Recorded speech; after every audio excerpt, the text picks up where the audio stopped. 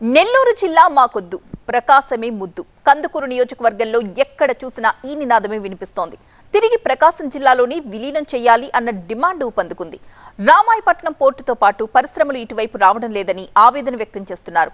గత వైసీపీ సర్కార్ నెల్లూరులో కలిపి అన్యాయం చేసిందని సీఎం చంద్రబాబు ఎన్నికల హామీని నిలబెట్టుకోవాలని కోరుతున్నారు.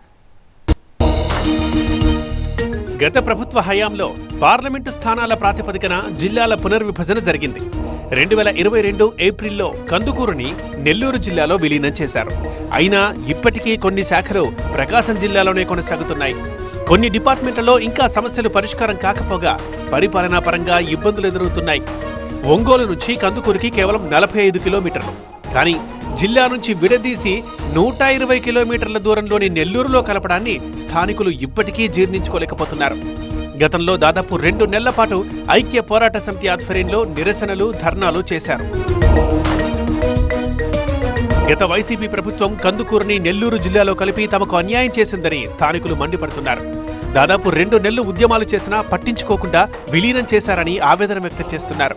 తలకెక్కించుకొని ఈ ప్రభుత్వం నిరంకుశంగా 50 కిలోమీటర్ల జిల్లా కేంద్రంలో ఉన్న ఒంగోలుని కాదని చెప్పి 120 కిలోమీటర్లో ఉన్న నెల్లూరులో కలిపి కందుకూరు ప్రజలకు తీవ్ర అన్యాయం చేసింది. రాష్ట్రంలోనే అతిపెద్ద రెవెన్యూ డివిజన్గా ఉన్న కందుకూరు రెవెన్యూ డివిజన్ను దాదాపు 7 మండలాలకు దించి కందుకూరులో ఎటువంటి వ్యాపారాలు లేకుండా చేసి కందుకూరు ప్రజలకు తీవ్ర అన్యాయం చేసింది. ప్రజాభిష్టానికి వ్యతిరేకంగా తమని నెల్లూరు జిల్లాలో కలిపేశారని అంటున్నారు స్థానికులు. కేవలం రాజకీయ స్వార్థం కోసమే నిర్ణయం తీసుకోవడం వల్ల మా ఉపాధి అవకాశాలు పోయాయని వాపోతున్నారు. ప్రకాశం జిల్లాలో కందుకూరు ఉంటే ఎంప్లాయ్మెంట్ కూడా అందరికీ అనుకూలంగా ఉండేది.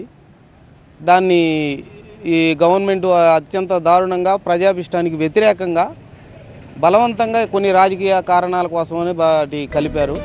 కందుకూరు నియోజకవర్గం పరిధిలోని రామాయపట్నం దగ్గర పోర్టు నిర్మించాలంటూ గతంలో ప్రజా సంఘాలు ఉద్యమాలు చేశాయి. ఫలితంగా పోర్టుకి కేంద్రం గ్రీన్ సిగ్నల్ ఇచ్చింది. అయితే ఆంధ్రప్రదేశ్ జిల్లాల పునర్విభజన తర్వాత నెల్లూరు జిల్లా పరిధిలోకి కందుకూరు నియోజకవర్గం వెళ్ళింది. రామాయపట్నం పోర్టు కూడా ఇక్కడి నుంచి వెళ్లిపోయింది.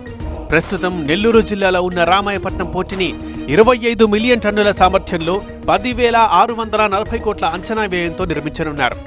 ఈ పోర్టులో మొత్తం 19 బెర్తులు కట్టనున్నారు. పోర్టుకు అనుబంధంగా పరిశ్రమలు రానున్నాయి. ఈ అనుబంధ పరిశ్రమలన్నీ కందుకూరు నియోజకవర్గంలో కాకుండా నెల్లూరు జిల్లాలోని కావలి ప్రాంతంలో ఏర్పాటు చేస్తున్నారు. పోర్టు వస్తుందని, ఉపాధి పెరిగి తమ జీవితాలు బాగుపడతాయని అనుకుంటే సీన్ రివర్స్ అయిందని ఆవేదన వ్యక్తం చేస్తున్నారు స్థానికులు. ఆ జిల్లాలో పెట్టడం, ఈ మండలాలు కుదించటం, రెవెన్యూ మొత్తం కూడాను ఆ పోర్టుకు సంబంధించినటువంటి అంతా కూడా అన్ని లాభాలు పొందటం ప్రధానంగా కావలి ప్రాంతం ఉన్నటువంటి వాళ్ళకే అది నెల్లూరు జిల్లాలో ఆ భాగం వాళ్ళకి మాత్రం ఉపయోగపడుతుంది తప్ప ఈ కందుకూరు నియోజకవర్గంలో ఉన్నటువంటి ప్రజలకు అది ఉపయోగపడకుండా నిరుపయోగంగానే అయిపోయింది. ప్రాజెక్టు ఒకవేళ ఆ మైనర్ పోర్ట్ అయినా వస్తే రావచ్చాం, కానీ దాని ప్రయోజనాలు మాత్రం ఎక్కువ పొందుతుంది మాత్రం వాళ్ళు అనేది మనకి అర్థమవుతుంది. పోర్ట్ ఉండేది కందుకూరు, కానీ పరిశ్రమలన్నీ కావలికి పోతున్నాయంటూ గగ్గోలు పెడుతున్నారు. స్థానికత ఆధారంగా 70% ఉద్యోగాలు కావలికే వెళ్తున్నాయంటున్నారు. రామాయ పోర్టు పట్నం పోర్టు విచిత్రం ఏంటంటే వంటంతా మా కందుకూరు నియోజకవర్గంలో జరుగుద్ది, వడ్డన మాత్రం కావలి నియోజకవర్గంలో జరుగుద్ది. ఎందుకంటే పోర్టు ఉండేది కందుకూరు ప్రాంతము, పరిశ్రమలన్నీ కావలికి వస్తున్నాయి. స్థానికత పేరు మీద 70% ఉద్యోగాలు కావలికి వెళ్తాయి. ఎందుకంటే పరిశ్రమలన్నీ కావలి నియోజకవర్గంలో ఏర్పాటు చేస్తున్నారు కాబట్టి.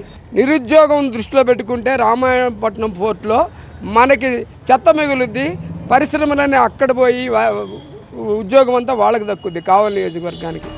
గత ఎన్నికల మేనిఫెస్టోలో కందుకూరుని ప్రకాశం జిల్లాలో కలుపుతామని టీడీపీ హామీ ఇచ్చిందని నియోజకవర్గ ప్రజలు గుర్తు చేస్తున్నారు. 20 ఏళ్ల తర్వాత కందుకూరు గడ్డపై తెలుగుదేశం జెండా ఎగిరిందని, తమను ప్రకాశం జిల్లాలో విలీనం చేయాలని డిమాండ్ చేస్తున్నారు.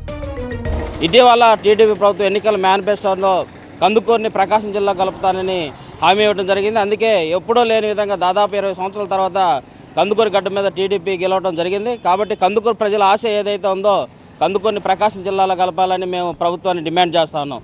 ప్రస్తుతం తెలుగుదేశం ప్రభుత్వం అధికారంలోకి వచ్చిందని, కందుకూరుని ప్రకాశం జిల్లాలో కలుపుతామని ఎన్నికల ప్రచారంలో చంద్రబాబు ఇచ్చిన హామీని నిలబెట్టుకోవాలని విజ్ఞప్తి చేస్తున్నారు.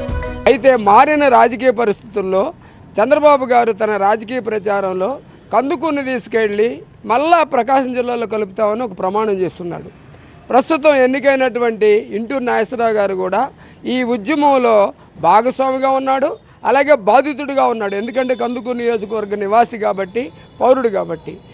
అలాంటిది అనేక సామాజిక వర్గాల యొక్క సమపాలు ఉండేటువంటి ప్రకాశం జిల్లాలో కందుకూరుని కలిపితే రాజకీయంగా కూడా అభివృద్ధి చెందవచ్చు, అనేక సదుపాయాలు కలుగుతాయి. కాబట్టి ఇప్పటికే నెల్లూరు జిల్లాలో కృష్ణపట్నం పోర్టు ఉన్నందున రామాయపట్నం పోర్టు ప్రాంతాన్ని ప్రకాశం జిల్లా పరిధిలోకి తీసుకొస్తే జిల్లా వాసులకు ఉపాధి అవకాశాల్లో ప్రాధాన్యత లభిస్తుందని కోరుతున్నారు.